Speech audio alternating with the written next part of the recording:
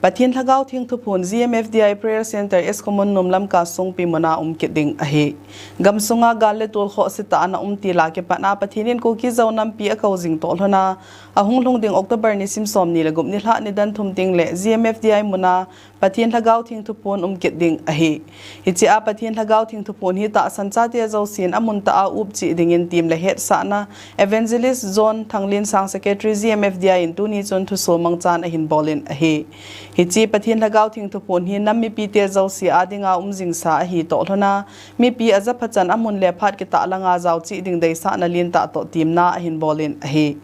nam pi pathinin ei tun do na dingole iza kaya amazing bauthil zau si ei bol pi the hi ta sanjinga angai lut na tanglawa ei pi jing a hi gel do chi apan la dinga avela he sa le tim i hiwe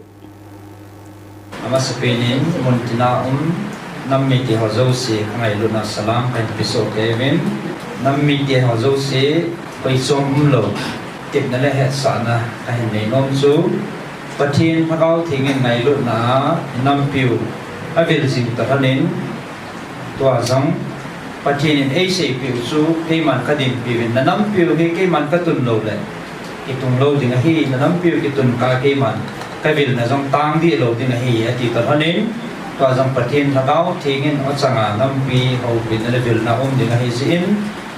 Jingni po Nilha Nidan Pungchumle Ani po 26 October 2025 Sunday ni Dingahin Ichay Nammi Tiazo si Koi Hizang Le Nam Ngai Lut na Le Pathian Pu Kosa na Zala Ipi Pathianin ACP Dihon Ti Ngai Hom Chi Dingin Ahong Teichan Hong Dingin Pakai Minin Tip na Lehet Sana Kahindayin Adin tu sana het him nai lo au ma zong le apatip nom han nang apachin nom am zong le ihong thei hi su bon sawa ngai lu na zala nam ngai lu na pan hung la chi dingin pakai minin tip na le sa na kan ne we kai ki pai